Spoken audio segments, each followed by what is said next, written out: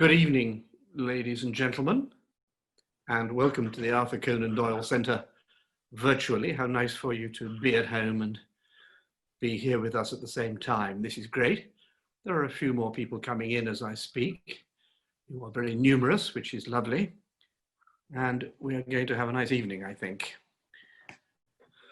We're very lucky this evening to have Rupert Sheldrake with us, one of the best known people in what I would loosely call our field, I suppose. I mean, these Tuesday talks, the aim is to see where science and spirit, or science and the paranormal, or science and the alternative meet, taking perhaps the more intellectual approach to the whole business of spirituality and paranormality. And of course, Rupert is like gold dust to us because he's a real scientist, had a long career as a real scientist, and is completely open to all forms of science, and has invented some forms of science of his own, which just the way that Galileo and Darwin did, so he's in good company. But he also writes books and lectures and talks about the spiritual and the interface between the two of them. He fits completely with our slogan for these Tuesday talks, open minds, open minds. Rupert's written 10 books. I think I've read all of them. I strongly recommend them to you. They are both informative and attractively written. And the one on spirituality is as good as the one on dogs who know when their owners are coming home, or the one which is a new science of nature. Tonight he's going to talk to us about a central issue in all our thinking when we are considering philosophical or psychoanalytic or psychological approaches to being human, which is to try and find the right balance between the important thing that we have in our skulls called our brain and the other important thing which we have called mind or consciousness. And he's done a lot of research in this area, much of it very interesting. And it's about that he's going to talk this evening. So without more ado, Rupert, the floor is yours. Very good to be with you, Lance, and all at the Conan Doyle Centre. I'm speaking this evening about the mind beyond the brain, and you're all familiar with the conventional view, which is that minds are nothing but the activity of brains. The standard view, which is taught in universities, taken for granted in medical schools, taken for granted in psychology departments, is that minds are what brains do. And the assumption is that our minds are nothing but the activity of the brains, and of course, they're inside our heads. So if they're inside our heads, then, and that's all there is to it, then there's no way in which they could influence other people at a distance or be open to spiritual influences, because this is a materialistic worldview which paints a picture of a universe which is nothing but unconscious matter, evolving with no purpose whatever. And everything in the universe, according to materialism, is supposed to be unconscious. Unfortunately for materialism, it turns out that we're conscious. And this is a terrible embarrassment for materialists. It's called the hard problem in the philosophy of mind, because we ought to be unconscious like everything else. So they try to explain consciousness away. We're not really conscious at all.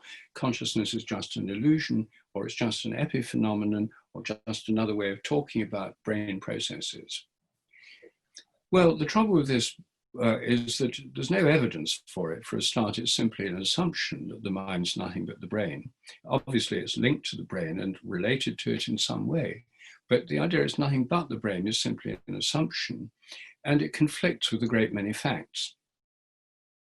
What I'm going to do this evening is look at the idea of the mind extended out far beyond the brain through fields, mental fields or perceptual fields. Now, we're all used to the idea of fields because science is currently based on them. The electromagnetic field pervades the entire universe. It's what carries radio waves and light waves. It's what makes your computer work now. And we're more familiar, I suppose, with magnetic fields. So if you have a magnet, the magnetic field is inside the magnet, but it also stretches out around it. It's not simply inside the body of the magnet. It's an invisible structure that stretches out beyond it. Now, the same is true of gravitational fields. The gravitational field of the Earth is inside the Earth and stretches out far beyond it, keeping the moon in its orbit, for example, and all the satellites that circle the Earth. And the field of your mobile telephone is an electromagnetic field. It's inside the mobile phone, but it stretches out far beyond the boundary of the physical object of the mobile phone. That's why the phone works, because of these invisible connections through the electromagnetic field. So what I'm suggesting is that our minds are like that they're normally associated with our brains, but stretch out far beyond them. And the easiest way to see how this might be relevant is to think of vision. What's happening when we see something? What's happening when you see me now on your screen?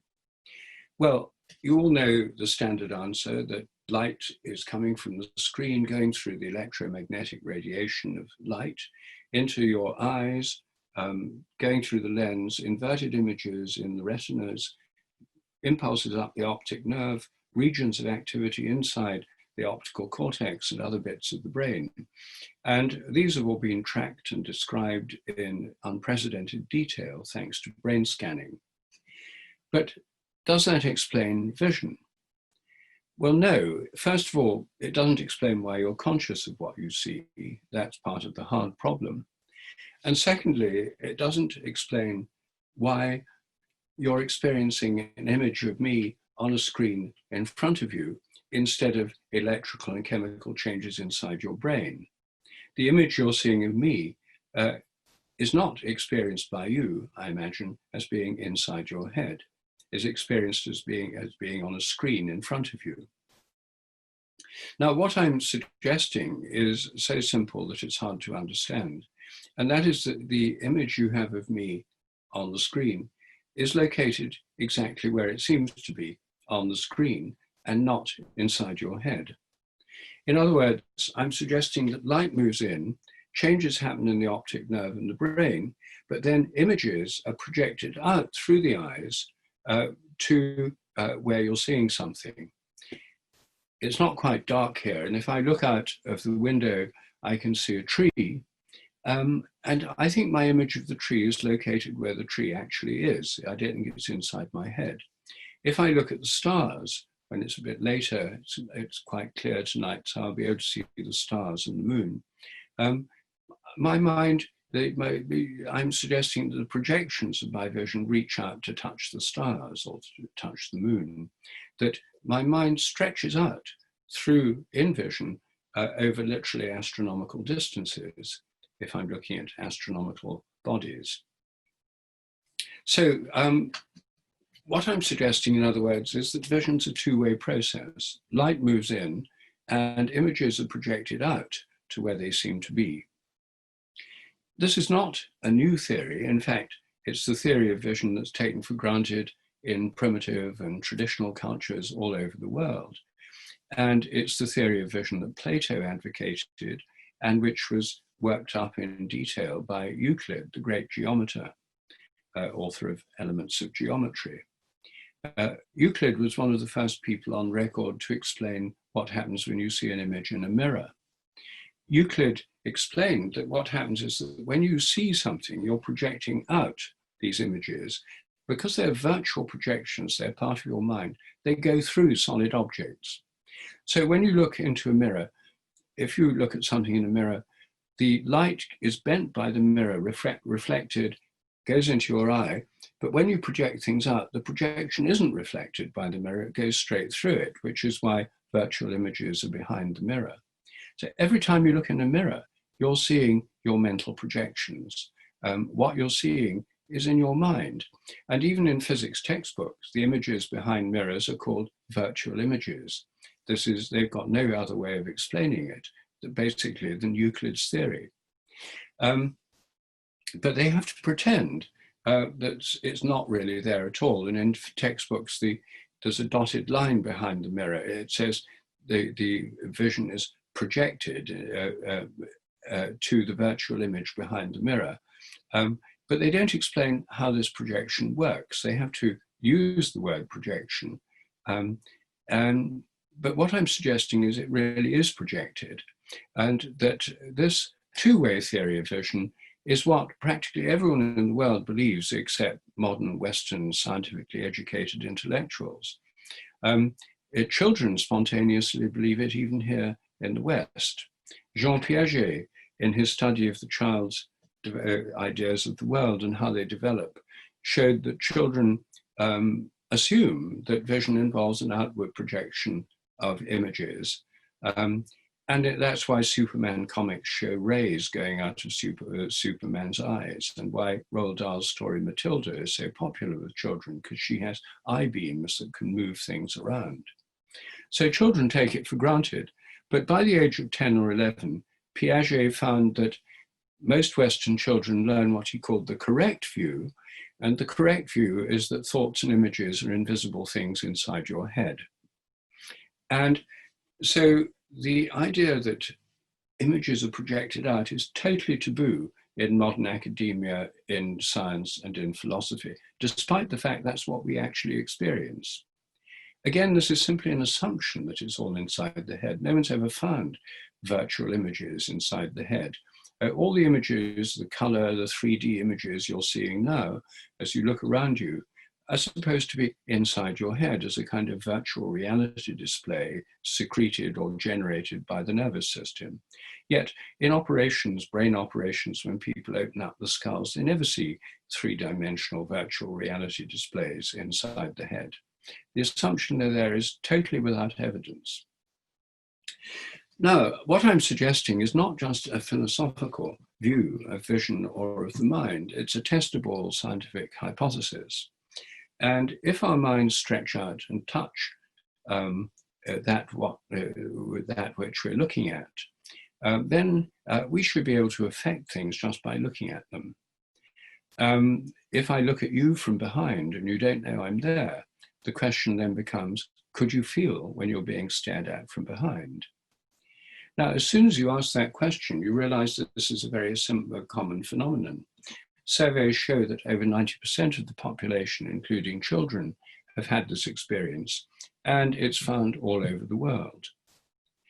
Now, what does science have to tell us about this? Well, the answer is, until recently, virtually nothing.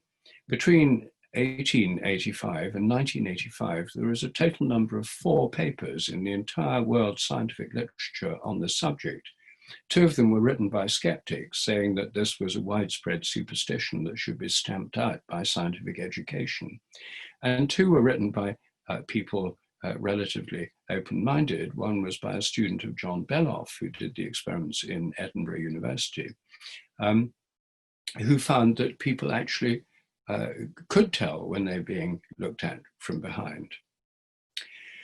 So the 2 people who'd actually done experiments found that this was a real phenomenon. But instead of the scientific world saying, wow, this is an incredible discovery, their papers were buried in the parapsychological literature and simply ignored because it's assumed this is impossible and it must just be a superstition. So when I started research on this, I always start my research with natural history and asking people about their experiences and doing questionnaires. And I found that actually most people have experienced this. It happens most often when people are feeling threatened or insecure, for example, in a dark street at night.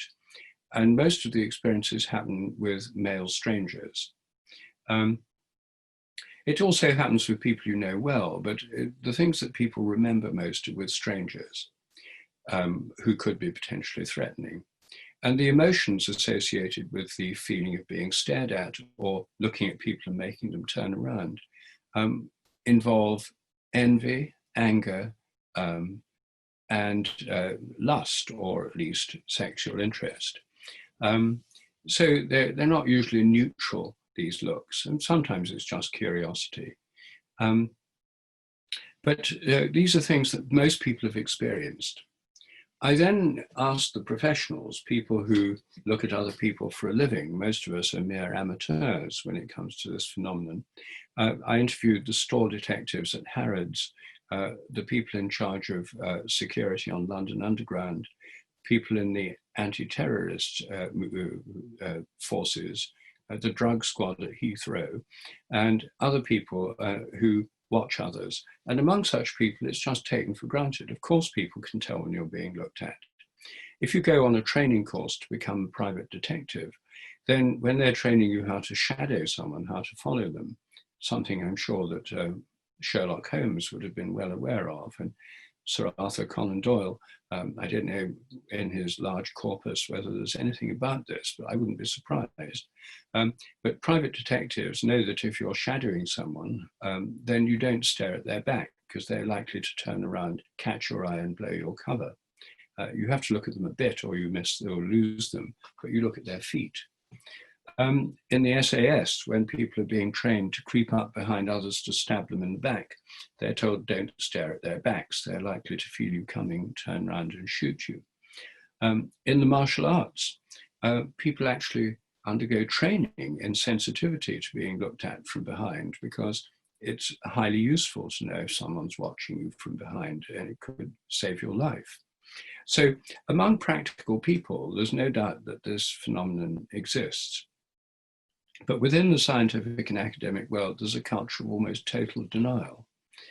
So I then started doing simple experiments so simple a child can do them, involving two people. One of them wears a blindfold over their eyes, the other sits behind them and then looks at the back of their neck in a randomized series of trials, either looking or not looking.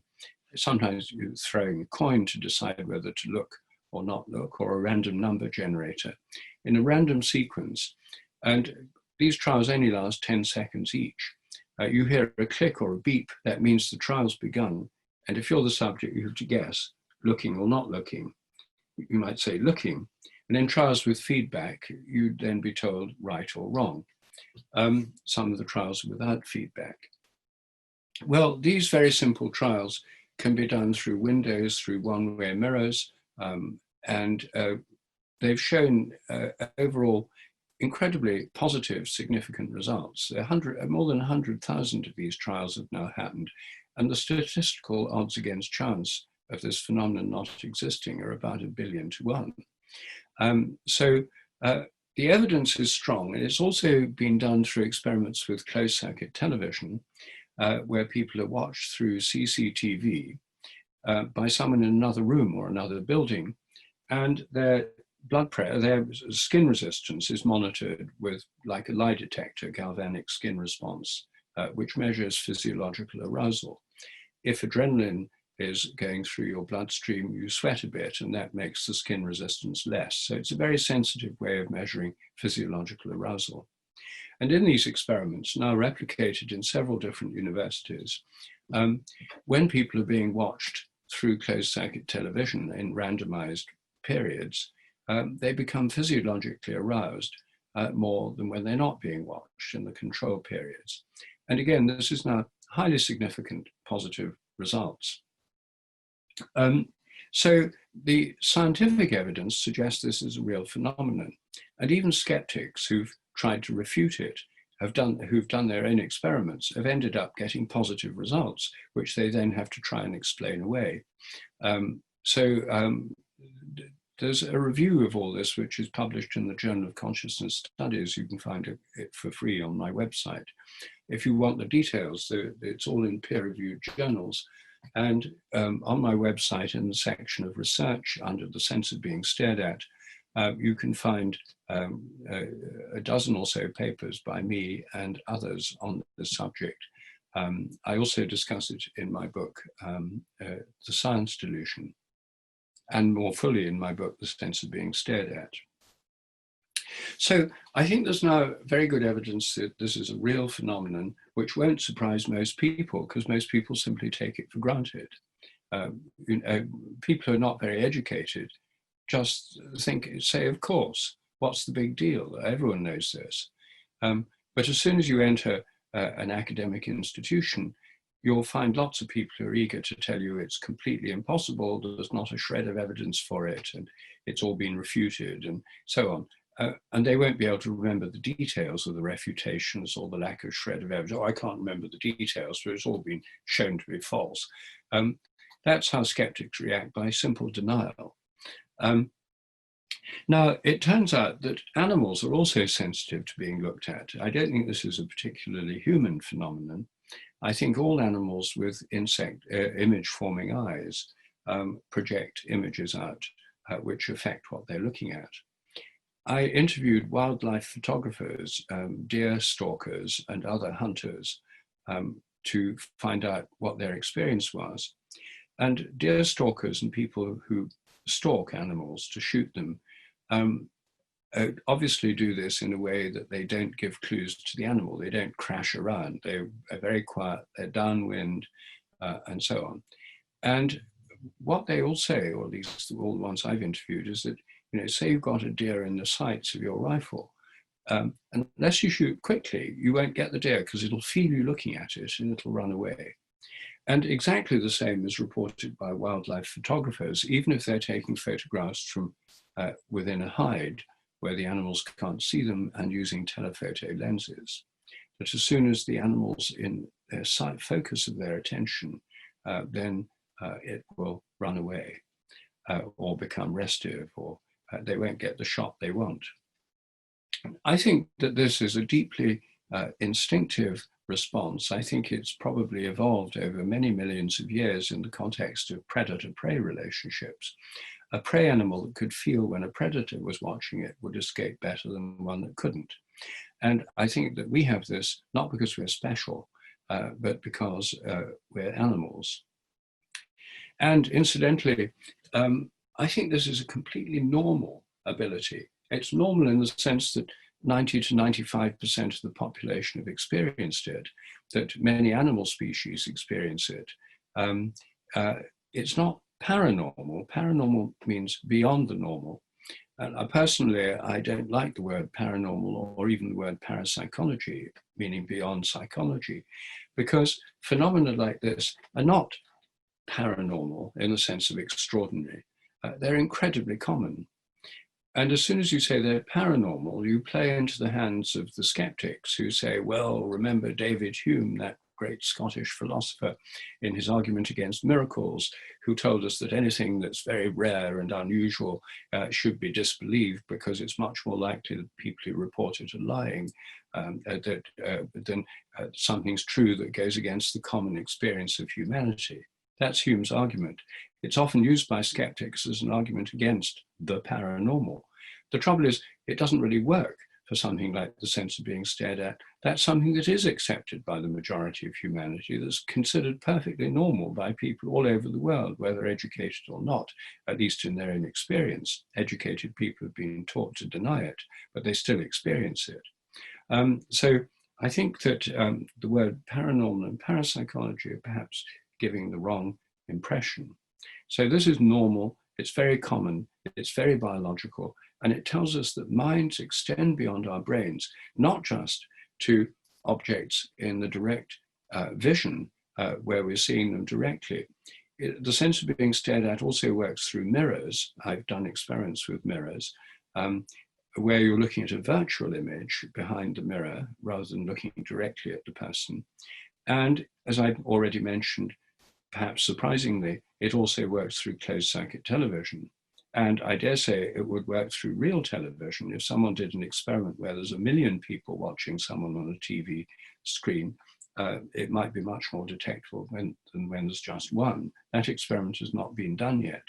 It would be too risky for anyone in television to do something so simple, interesting, and provocatively challenging the scientific paradigm. Anyway, this is the sense of being stared at is one way in which our minds extend beyond our brains through attention. And they remind us that the very word attention is about the stretching out of the mind. Ad tendere, to stretch towards. Intention comes to the roots, in tendere, to stretch into. So I think these very words tell us that our minds are stretching out, stretching into things. So that's the first point I want to discuss, the sense of being stared at, the extension of the mind through attention. Now I want to talk about the extension of the mind through intention. And again, I want to put this in a biological context. So I'm going to spend a few minutes talking about social groups of animals, because this is highly relevant to the measurable effects of intention through telepathy.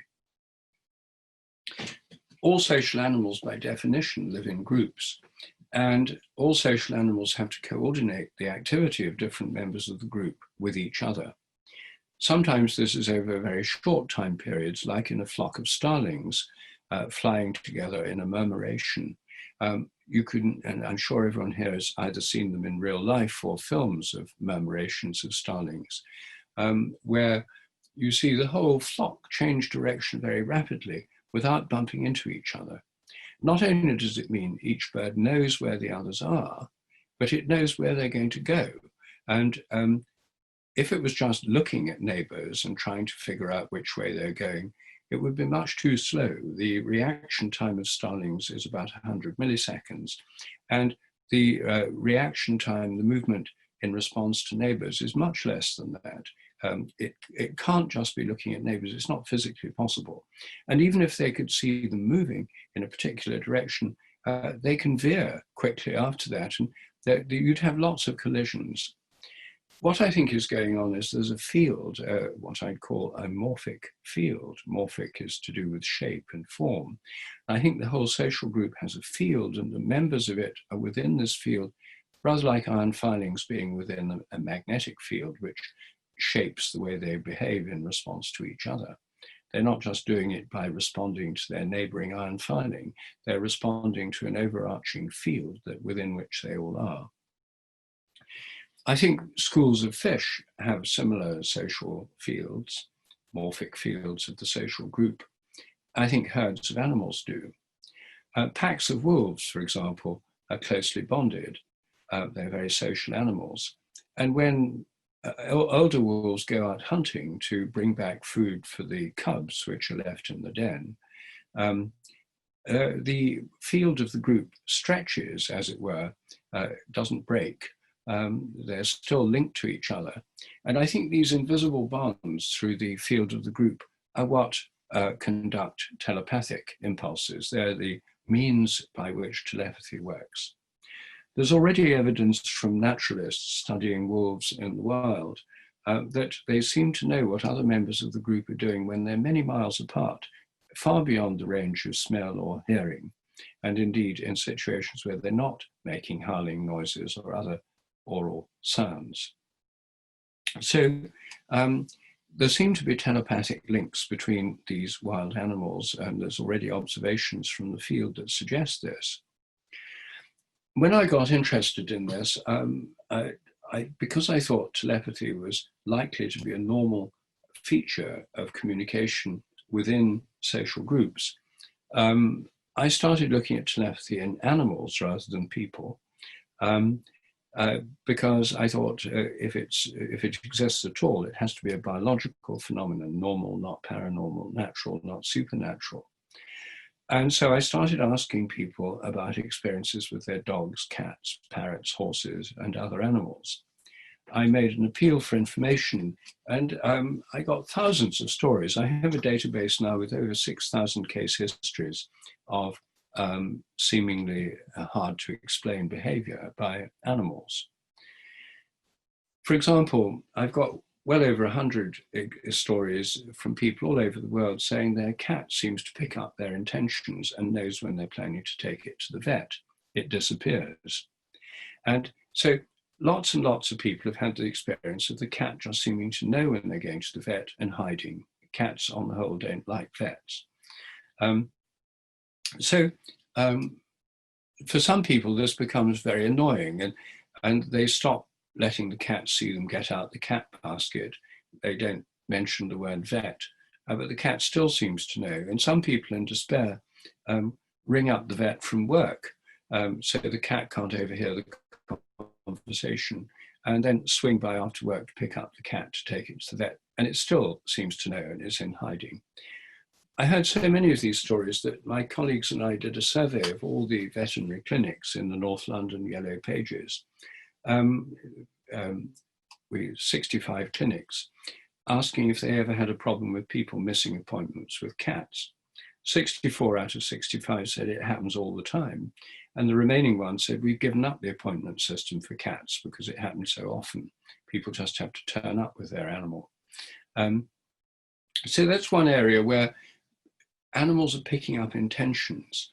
And it's part, and people who own dogs and cats tell many stories about how they seem to pick up their intentions.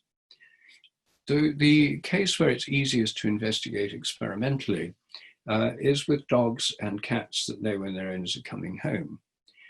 About 50% of dog owners and about 30% of cat owners have found that their animal seems to anticipate their arrival, or at least other members of their family have found that, because it goes and waits at a door or window when they're on the way home.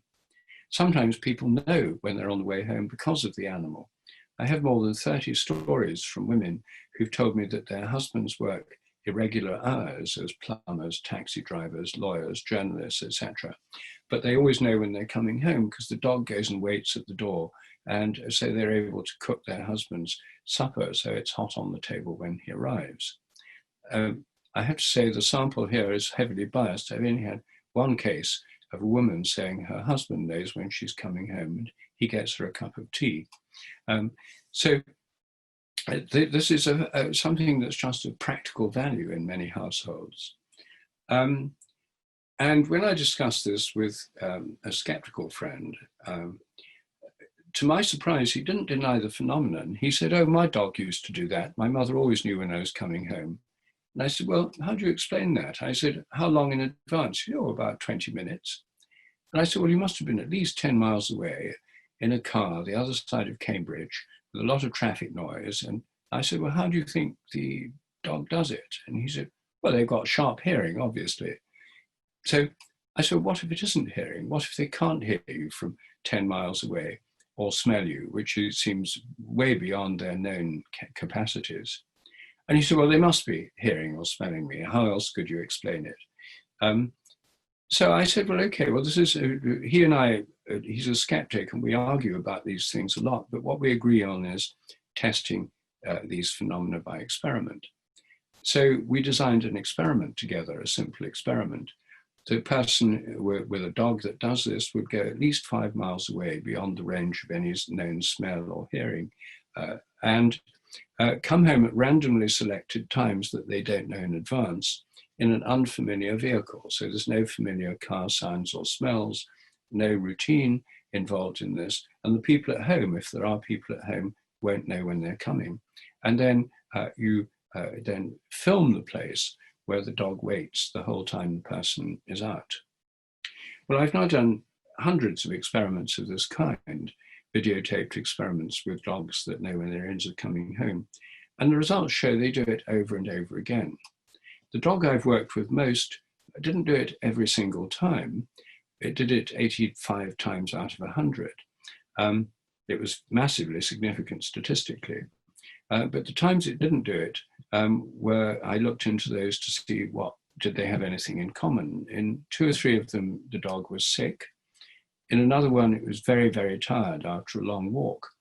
And in all the others, it happened when there was a bitch on heat in the next flat. What this showed was that the dog could be distracted.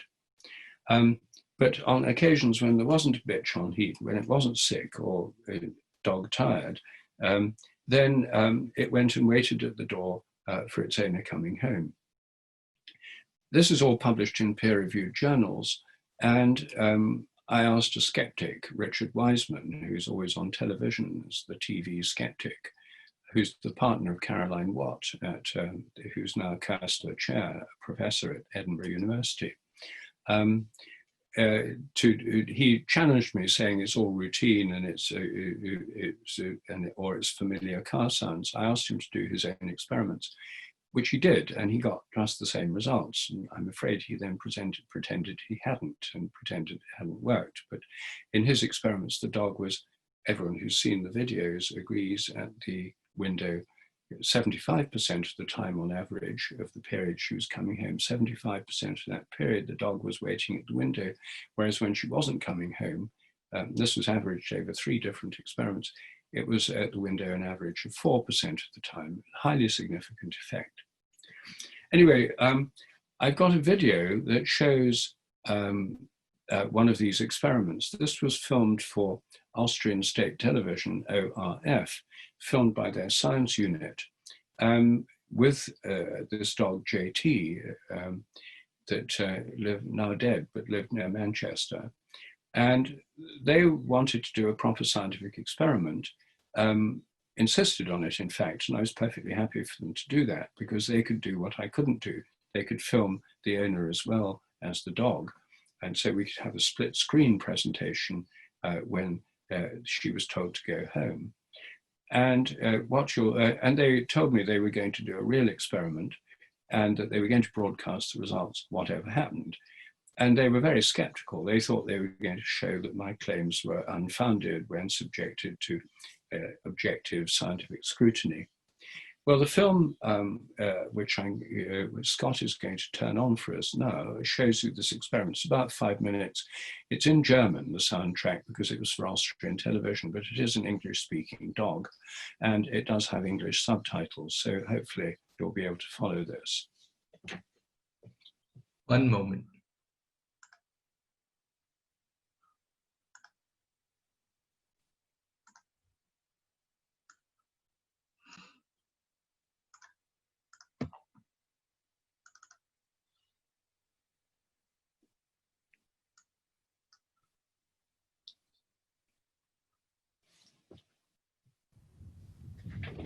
Pam Spart ist eine Hundebesitzerin, die die Experimente von Rupert Sheldrake seit nunmehr 2 Jahren durchführt. Zusammen mit ihren Eltern versucht sie herauszufinden, ob ihr Hund JT tatsächlich immer weiß, wann sie nach Hause kommt. JT, good boy. JT. Ihre Eltern, bei denen der Hund während ihrer Abwesenheit bleibt, haben das Phänomen seit Jahren beobachtet. Pam selbst war zuerst mehr als skeptisch. Erst die Experimente mit JT konnten sie überzeugen. We tried to fool him for 2 weeks. 2 Wochen lang haben wir JT richtig auszutricksen versucht. Ich habe meinen Eltern weder erzählt, wohin ich gehe, noch wann ich zurückkomme. Ich bin mit dem Taxi, mit dem Fahrrad, mit dem Auto von Freunden oder auch zu Fuß zurückgekommen. Es war eine Zeit intensiver Forschungsarbeit. Jeden Tag in der Früh habe ich mit Rupert Sheldrake telefoniert und wir haben vereinbart, welches Experiment wir heute durchführen. Wir wollen es jetzt genau wissen und machen die Probe aufs Exempel. Ein Experiment mit 2 Kameras. Eine Kamera wird im Wohnzimmer der Eltern aufgestellt, in dem auch JT bleibt, wenn Pam das Haus verlässt. Um vergleichen zu können, was Pam und JT im selben Moment tun, werden die Timecodes der beiden Kameras auf dieselbe Uhrzeit gestellt.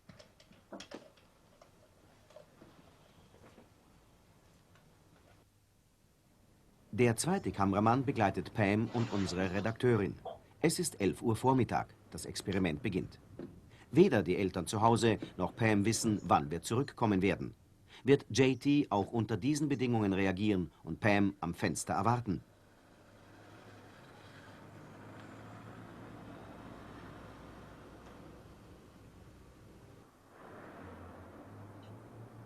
Wir begleiten Pam in das nahegelegene Städtchen Ramsbottom. Nur wir kennen den Zeitpunkt der Rückkehr. Selbst der Kameramann, der mit JT zu Hause geblieben ist, weiß nicht, wann wir zurückkommen werden.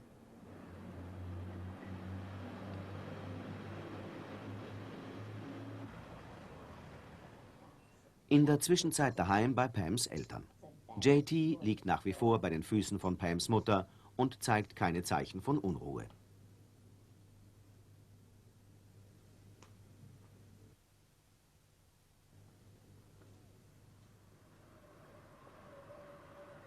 Es ist kurz vor 13 Uhr. Die Hälfte der Zeit für das Experiment ist bereits abgelaufen. Das wissen allerdings nur wir. Denn, wie schon gesagt, Den Zeitpunkt der Rückkehr halten wir nach wie vor geheim. Weder Pam noch ihre Eltern zu Hause wissen, wann wir zurückkehren werden. Ob der Versuch gelingen wird, ist nach wie vor offen. Niemand kann voraussagen, ob JT unter Testbedingungen wie immer reagieren wird oder ob Kamera und Scheinwerfer ihn irritieren. Nun wird es ernst. Es ist 2:50. Unsere Redakteurin gibt das Zeichen für den sofortigen Aufbruch. Die Kamera zeigt die aktuelle Uhrzeit. Es ist 14:50 und 7 Sekunden. Right, oh, we've got to go back now. Right, so I've got to... We have to get a taxi. Right, okay. Where can we get a taxi? You know where we were filming before? Yeah. I noticed there was a taxi right there, so you could knock on the Okay. door there. Yeah? Okay, Okay. let's go. So, right, go and get a taxi. Yeah. Um 14:50 und 33 Sekunden, 11 Sekunden nach unserem fernen Signal zum Aufbruch, geht JT ans Fenster. Das Experiment ist gelungen.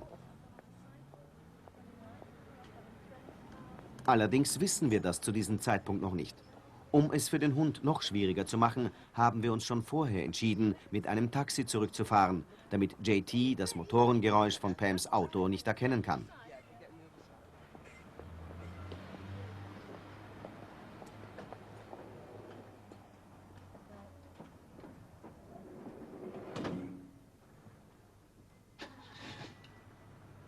JT rührt sich zu Hause nicht mehr vom Fenster weg, während Pam im Taxi auf dem Weg zu ihm ist.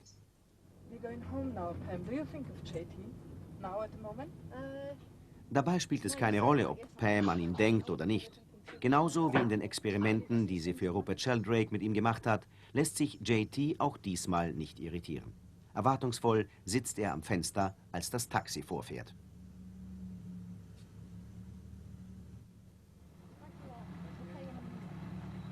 Zugegeben, uns selbst hat das Ergebnis verblüfft. Erklärungen können wir Ihnen dafür keine anbieten. Wir erheben allerdings auch nicht den Anspruch eines wissenschaftlichen Experiments. Wir können Ihnen nur zeigen, was wir mit eigenen Augen gesehen haben.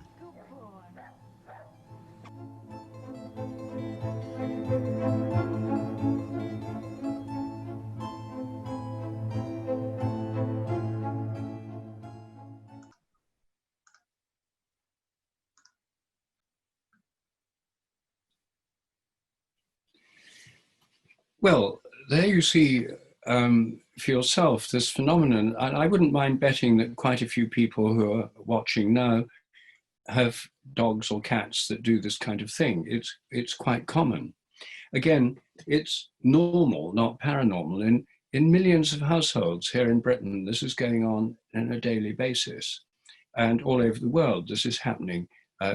Probably tens, hundreds of millions of dogs and cats are anticipating their owners' returns every day. So this is normal, not paranormal. It's ordinary, habitual behavior by dogs.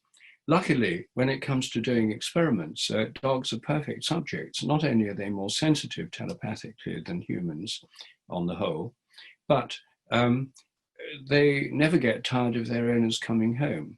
The trouble with a lot of parapsychology experiments is they're very boring and repetitious, and the subjects get bored and the scores fall off, and then the skeptics say, there you are, there's no repeatable effect. Luckily, dogs never get bored of their owners coming home, so you can do these experiments over and over again. We haven't yet done a filmed experiment with cats, so if any of you have cats that know when you're coming home on a fairly reliable basis, do get in touch and if you want to take part in this research. And now everyone's got smartphones and webcams and things. It's actually much easier to do this research than when we did the experiment you just watched. Now, the same principles apply to people. If you look at the case histories of human telepathy, then they happen principally between people who know each other very well, between mothers and babies, husbands and wives, lovers, siblings, identical twins, close friends, therapists and clients who've got transference or countertransference. They don't happen between random strangers. So again, I think telepathy is based on social bonds in the human realm as it is in the animal realm. Unfortunately, many parapsychologists who've tried to do rigorous scientific research have assumed that telepathy works between completely unrelated people selected at random. And in most parapsychology experiments till recently, they were doing experiments between strangers. And nothing could be less suitable for detecting these effects. I mean, they did find on average small, significant positive effects, but the effects are much stronger when you do the experiments with people who know each other well. I've done a set of experiments on nursing mothers and their babies. Many nursing mothers find that when they go back to work after the baby is a few months old, they may find their milk let down, their breast starts squeezing out milk for no apparent reason when they're shopping or work in an office or something. Now, this milk let down reflex is a well-known, well-documented reflex. It happens normally when a mother hears their baby cry. It's mediated by oxytocin, the love hormone, and it's a well-documented physiological response. But when mothers feel this, when they're miles from the baby and it's not a routine feeding time, almost all mothers assume my baby needs me. And they used to just go home. Now they ring home on their mobile phone. And they're usually right. And I've done a study with nursing mothers in London, which shows that the odds against chance, the letdown reflex happened when the baby really needed them at non-routine times. The odds against it being a chance effect were 1 billion to 1. It was massively significant statistically. No one has yet repeated this research with nursing mothers. And if any of you know people who are looking for research projects in psychology or midwifery or medicine, I think this would be a brilliant study to do, because now so many mothers have video baby monitors. They're actually monitoring their baby all the time, and that could easily be filmed. They also have mobile phones, so they could easily do a selfie when their baby cries, when their milk lets down, my milk's letting down now. And you could put them in a split screen, like the JT experiment. It would go viral on YouTube if someone did that, and it would greatly move forward the subject research on telepathy. Much more so, I think, than very artificial experiments in scientific laboratories. By far the commonest experience of telepathy in the modern world happens with telephones, telephone telepathy. You think of someone who you haven't thought of for a while for no particular reason, then the phone rings and there they are. And then you say, that's funny, I was just thinking about you. You know who it is when the phone rings before you look at the caller ID or answer it. 85% of the population have had this experience, according to surveys, in Britain, Germany, America, South America, all over the world. It's incredibly common. It's a kind of everyday experience for some people. Again, it happens with people you know well. It happens more with women than men in our surveys, and the most repeatable, successful combinations are mothers and daughters. Mother-daughter pairs. Well, what the skeptics say about this is, oh, it's just a coincidence. You think about people all the time, and if one of them then rings, you imagine it's telepathy. You just forget the millions of times you're wrong. Well, that's a reasonable hypothesis, but in the 100 years since, or more years since telephones were invented, not a single skeptic had actually tested this hypothesis. It's not enough in science to come up with a hypothesis. You need to test it. You need evidence. And I found that this very common armchair speculation was completely evidence-free. So I designed an experiment to test it. In this experiment, people who this happens to quite often volunteer, and they give the names of 4 people they know well, family members or close friends. We pick one of the 4 at random, ring them up, and ask them to think about their friend and then call them. They're being filmed. They're at home with a landline camera, no caller ID, no landline telephone.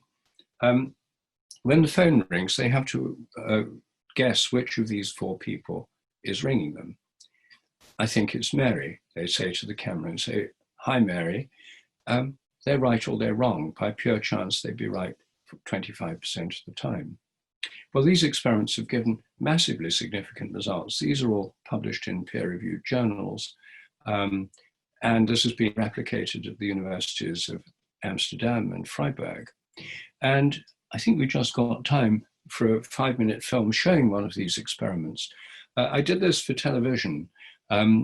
Television people came to me and said they wanted to carry out one of my telephone telepathy experiments for television. And I said to them, well, I'm working with people who I know can do it because they've already done it and they're used to this. And they said, well, we don't want them. They're just normal people. We want celebrities. So I said, well, you can't just have random celebrities. They have to know each other well.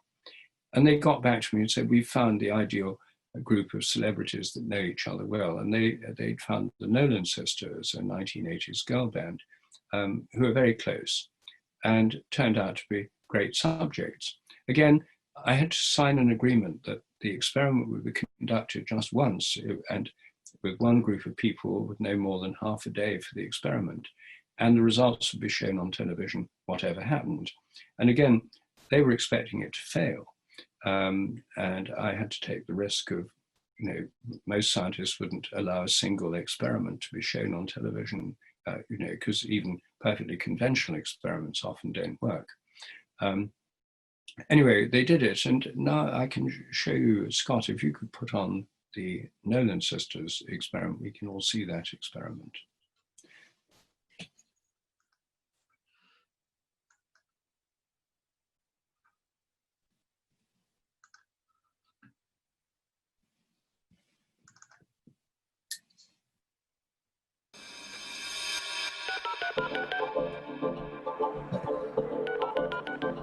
If you look at the modern world, despite all discouragement, most people believe that they've had telepathic experiences.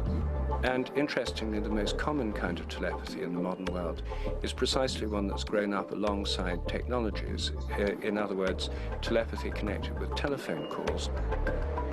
So many people tell stories of telephone telepathy that Dr. Sheldrake devised a test to see whether someone could predict who, out of 4 people, was calling them. The probability of being correct by guesswork alone was 25%. We've now completed 1,000 of these trials, and the average success rate is 42%, which is hugely significant statistically. People certainly aren't right every time, but it's way above what you'd expect by chance.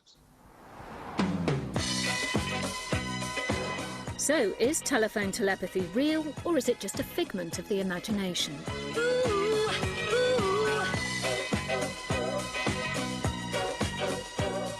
We brought one of the most successful girl bands of the 80s to London to find out.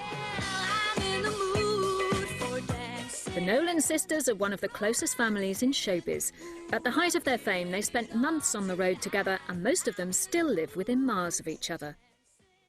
I'm Rupert Sheldrake. But how well will they do in the telephone telepathy test? Now, could you tell me all your names in order, please? Yes, I'm Denise Nolan. I'm the most intelligent one here. I'm Maureen. She's just Maureen. Hi, I'm Linda, and Denise is a liar. I'm Colleen. Colleen is the youngest, and I'm Anne. I'm the eldest. Why do you say that? Because I want people to say I look good for my age. Maybe you don't. You don't. Not really. The first stage of the experiment is to decide which of the sisters will be the receiver. So 4 of you are going to stay here. One of you is going to go to the hotel and try and guess which of the others is phoning. So we've got to pick the person to do that. It's got to be Colleen.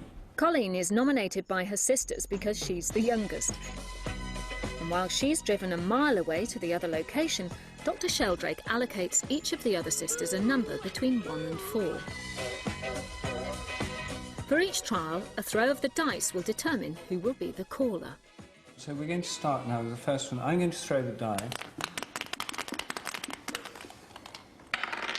2. There you are, Maureen. So you've only got 2 minutes. Maureen's first up, and the rest of the group must leave the room to allow her to focus.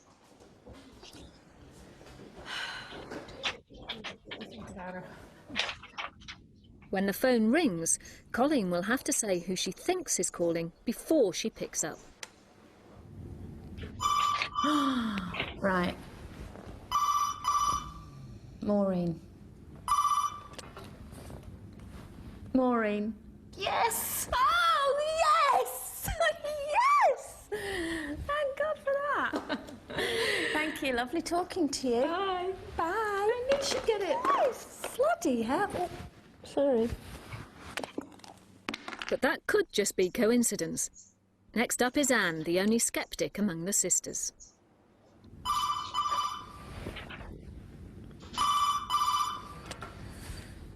Denise. No, you're wrong. With 4 sisters to choose from, if it's purely guesswork, Colleen should expect to be right 25% of the time by the end of the experiment. Think of your favourite sister. The most talented one. I'm not getting anything now.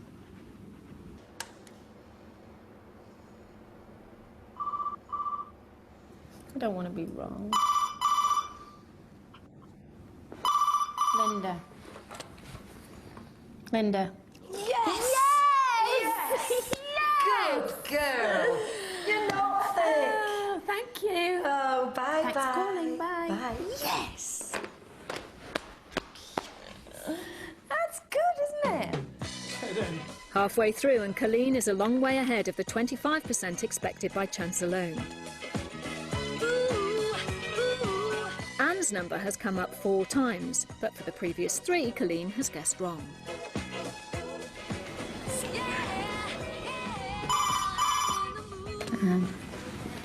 Anne. Yes! Hooray! I knew you loved me, really. 3/4 of the way through, and Colleen's hit rate has reached over 40%. According to Dr. Sheldrake, this indicates there's more going on than simple guesswork. Maureen or Linda, I think. Linda. Linda. Yes! Yes! Oh, my God! I'm so impressed. I'm scaring them now. They're backing out the room. They should never have gone in there with you, love. Fantastic. Thank you. Bye. Wow. Colleen's final score is 50%, one of the highest of over 1,000 tests conducted by Dr. Sheldrake. Anyway, well done. I think that was great. Thanks very much. Really enjoyed it. Well done, that girl. Cheers! Don't block my face.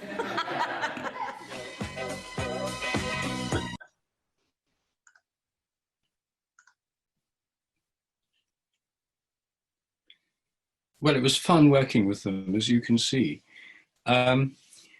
I've done similar experiments with emails and SMS messages with very similar results.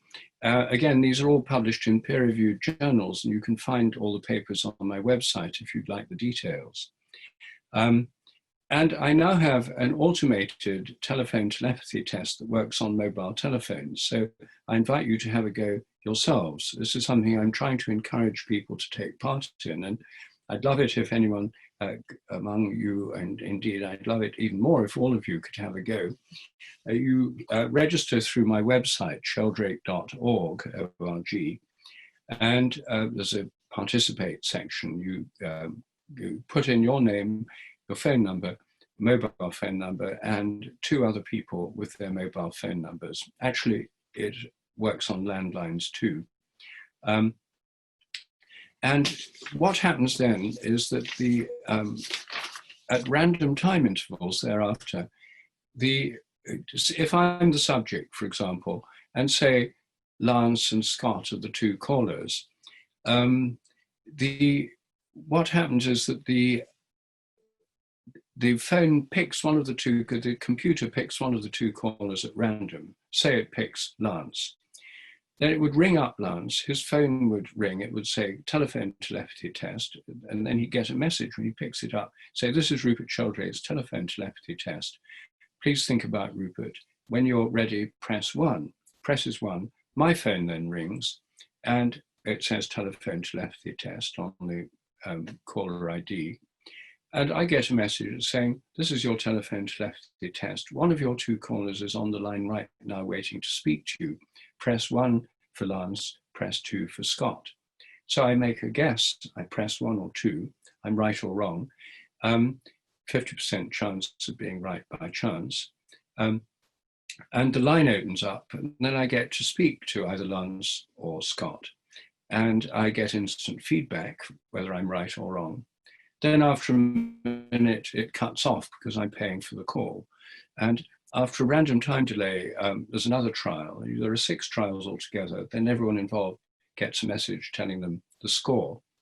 3 out of 6 is the chance level. In these tests, the results are coming in pretty consistently, significantly above chance. And what I'm trying to find is people who can find ways of training themselves to do better in these tests. That would be a game changer if anyone can find how to do it, and especially if they can find how to train others. But lots of people are pretty good at this anyway, without any practice, because it happens in everyday life so often. So basically what I'm saying is that these phenomena, which I call the mysteries of everyday life, are normal, not paranormal. Things like the sense of being stared at, dogs that know when their owners are coming home, and telephone telepathy are extremely common. If you bring up the subject with family members or friends, the chances are that most people will have stories to tell about their own experience. These are not weird paranormal things where you've got to be someone like Uri Geller to be able to do them. They're perfectly normal things that you yourselves and many of your friends and family members have probably experienced. If you have any tiresome skeptical friends who say it's all rubbish, there's no peer-reviewed papers on it, and the evidence is unrepeatable, etc., that's simply a display of their ignorance. And if you look at some of these peer-reviewed papers, you'll be able to say, well, that's just not true.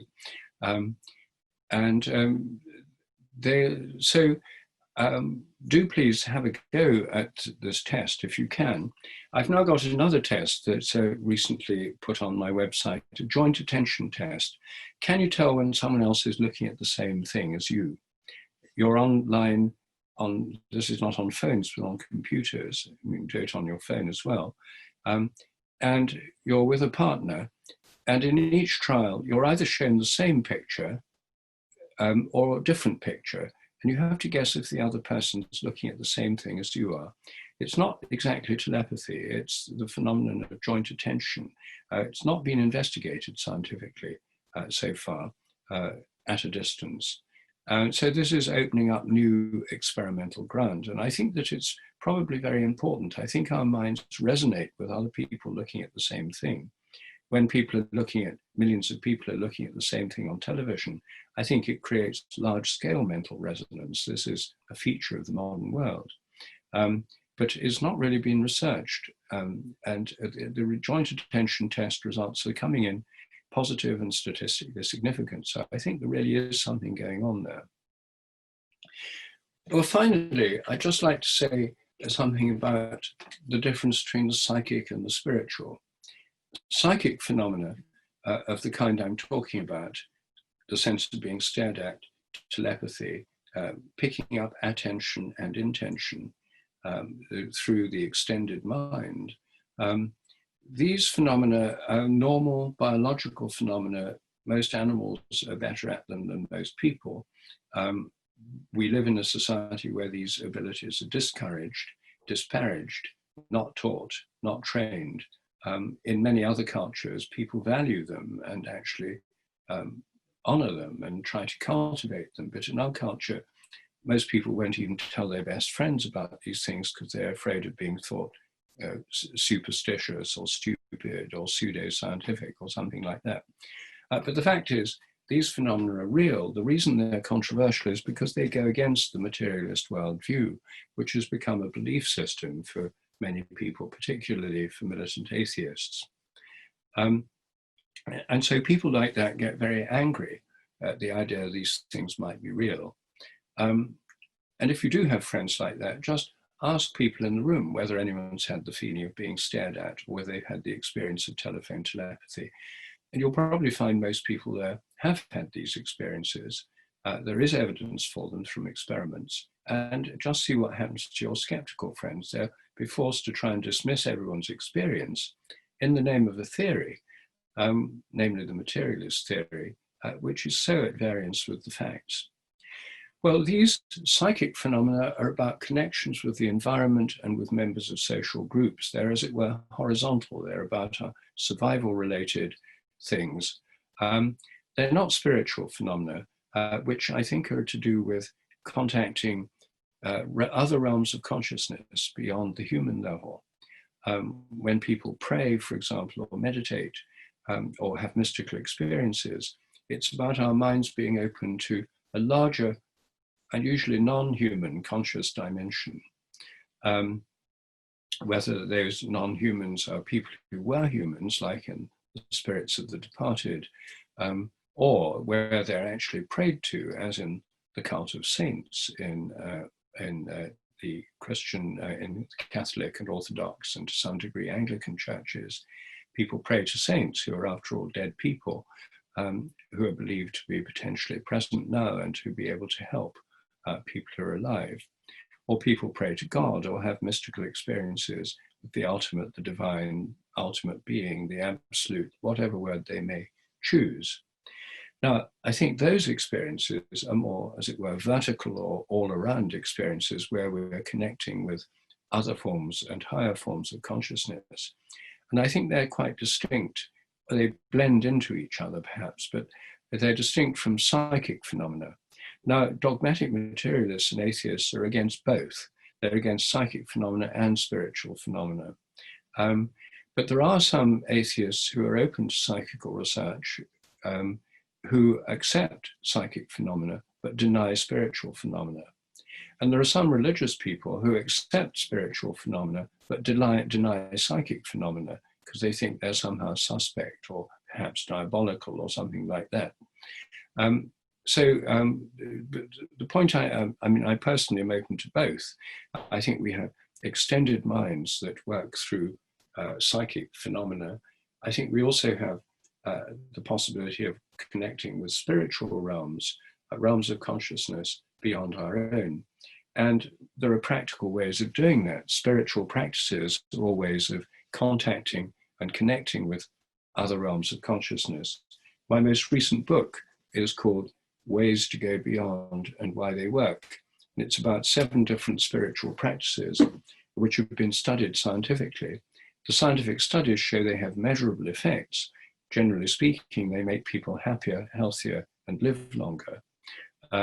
And they have measurable effects on physiology, brain activity, and so forth, and well-being.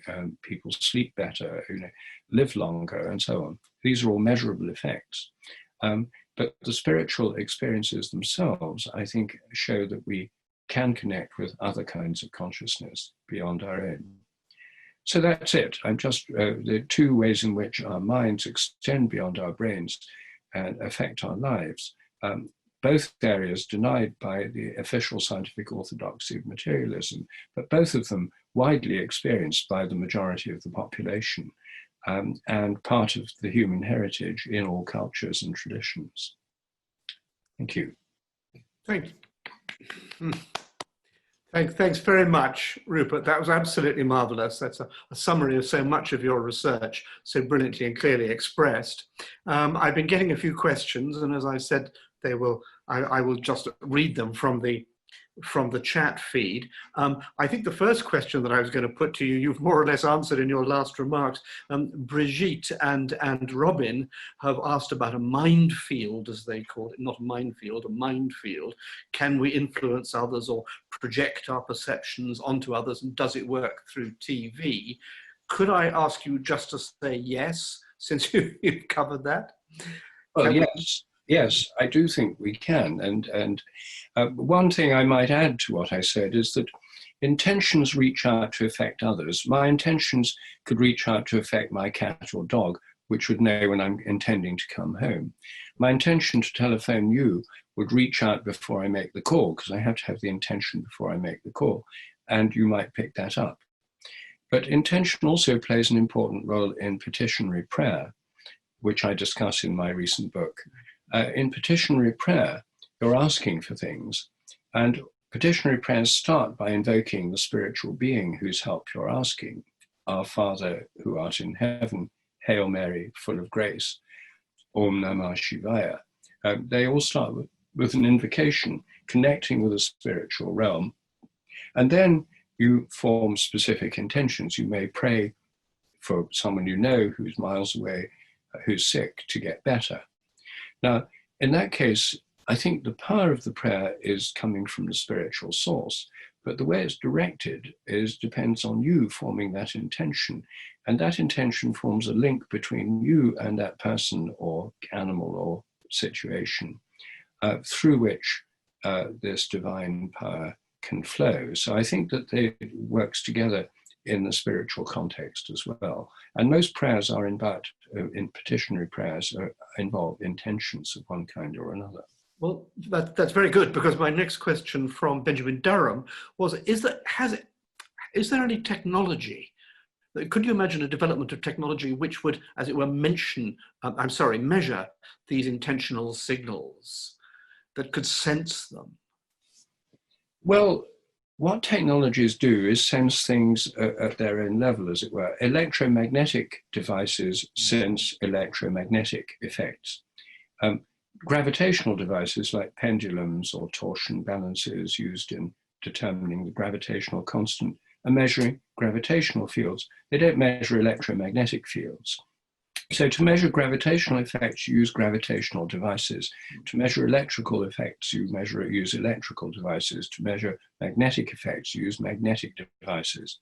And to measure effects that are to do with attention or intention, you use minds of people or animals. That's the detecting instrument. Okay. There's no particular reason why an intention should be detectable by an electrical meter or by some quantum spectrometer or something.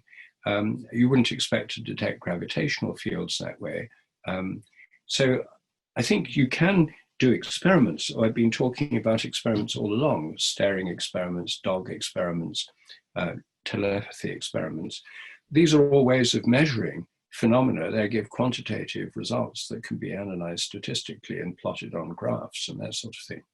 But they're not involving instruments. It's possible that one day there could be instruments, but I wouldn't expect it necessarily, because we're looking at the effects of one person's field on another person's field. They're detected by similar kind of receptor systems in other people. They're field phenomena, depending on these morphic fields, not electrical phenomena. They have electrical effects. They affect what happens in the brain. It's possible you could detect them indirectly, but I wouldn't expect them to be directly detectable. That's great, thank you. And as usual, this leads directly into the next question. I've chosen an auditor, a viewer called Sangari, has wondered whether your notion of mind fields and morphic resonance and so on has any connection with quantum mechanics in the very general sense of the field theory that surrounds that bit of physics.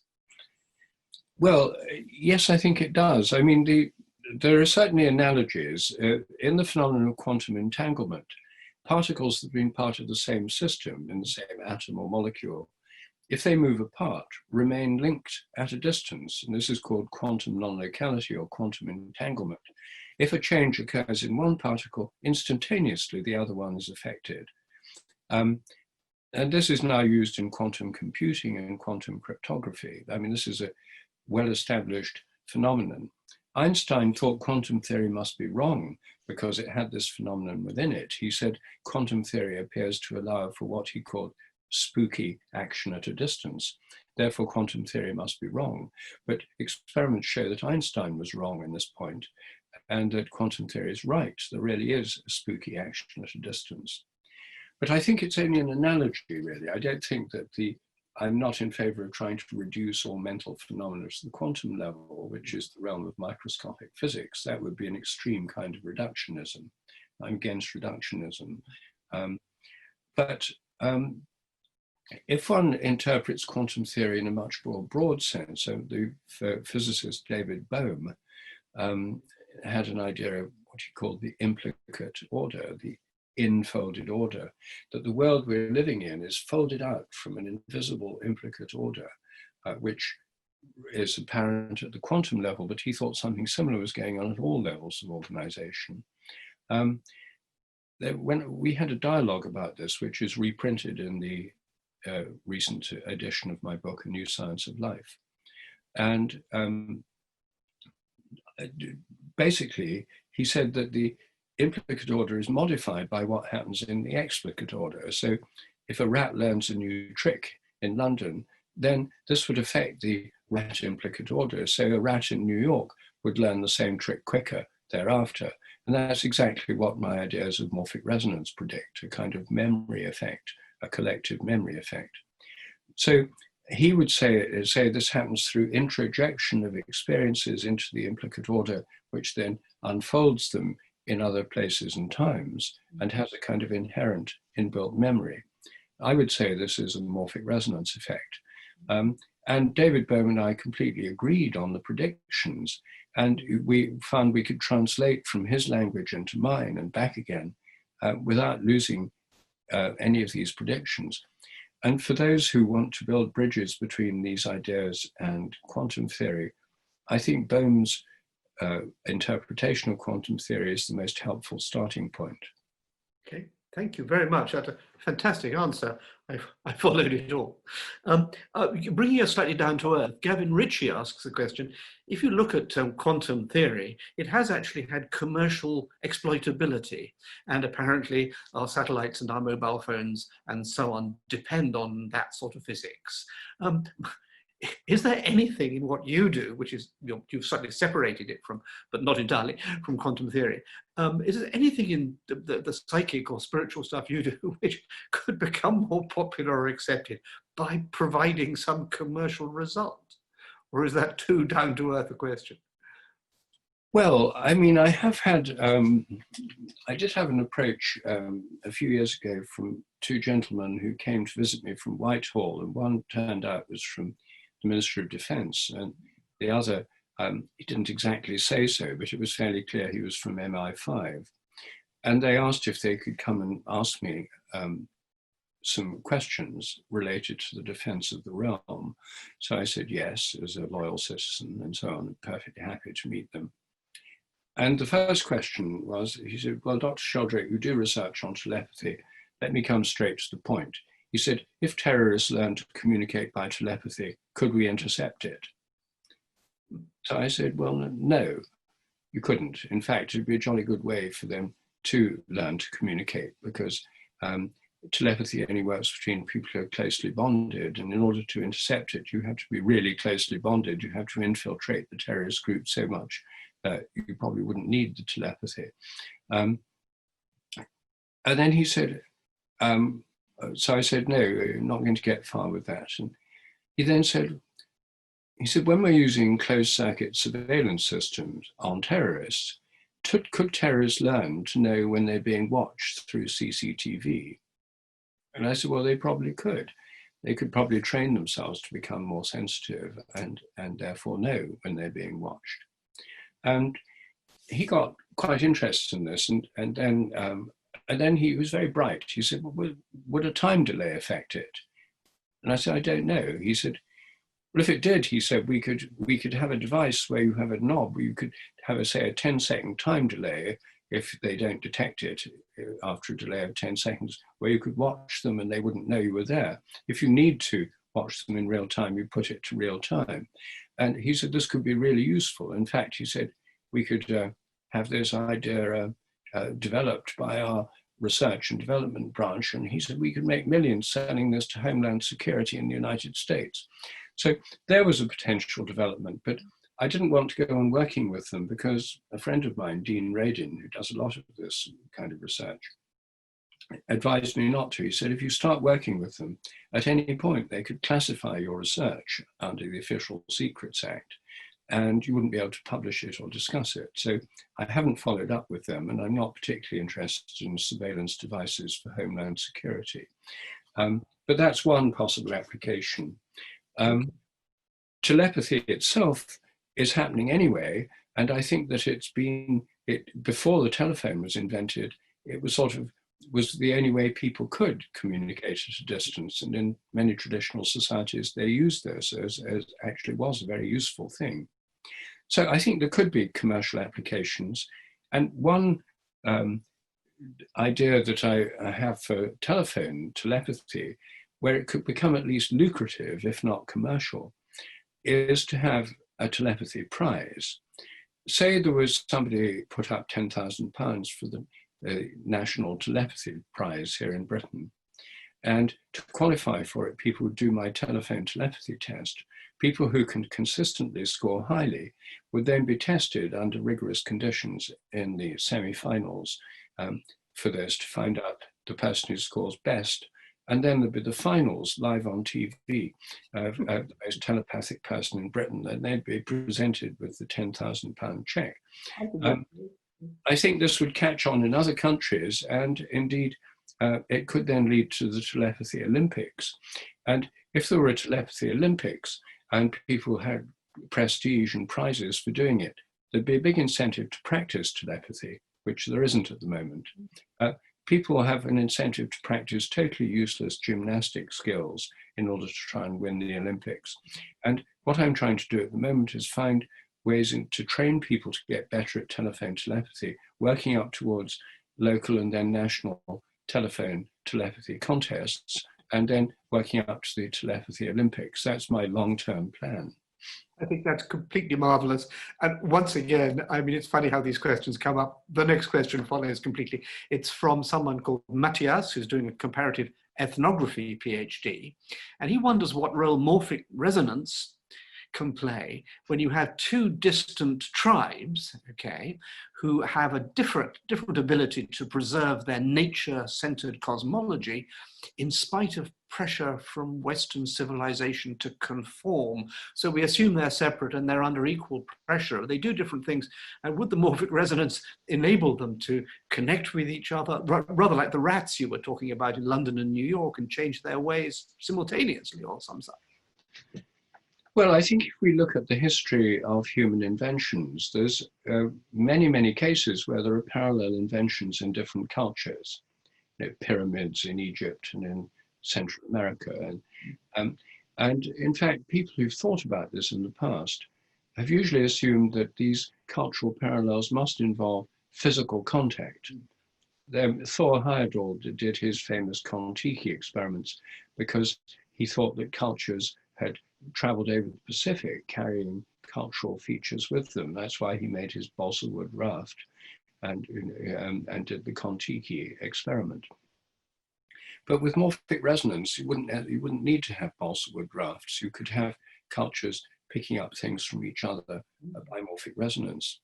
And in evolution, in biological evolution, there are many examples of parallel or convergent evolution. For example, marsupials in America and Australia have produced marsupial squirrels, marsupial wolves, marsupial mice, marsupial gerbils, etc., pouched mammals that have evolved quite independently and yet parallel to those elsewhere in the world.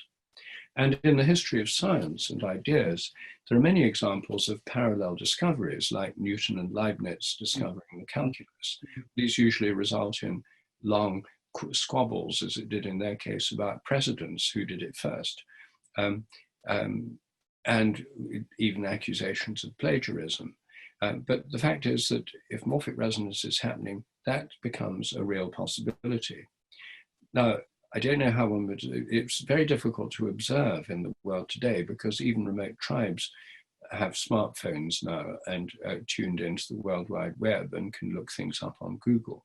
So it's very hard to find isolated cultures now where one could actually do these experiments.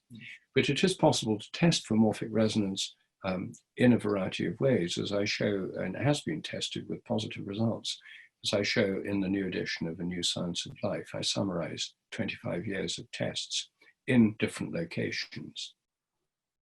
Okay, well, thank you very much for that. I think we're beginning to come to the end here. Just in case my battery runs out, I would just like to do a little moment before thanking you. And the little moment is simply to tell people about the other Tuesday talks that are coming up. At least 3 of the upcoming Tuesday talks before Christmas will continue this theme of the relationship between mind and body, consciousness and matter, what our minds can do and so on. The philosopher Philip Goff the amazing brain scientist Ian McGilchrist, and even I might have a thing or two to say, and others in the talks that are coming up. So this is a theme here that Rupert has started. So I would encourage all of you to come back. The last question, which I may be cut off before I'm able to hear the answer, but well, there are two questions. One was, will this recording be available for people to listen to? And the answer is, if this is all right with Rupert, certainly yes. People who haven't been able to come tonight will be able to see it, or those who have. The Arthur Conan Doyle Centre is willing to do that. And Scott, yeah, that's fine with me. Thank you very much indeed.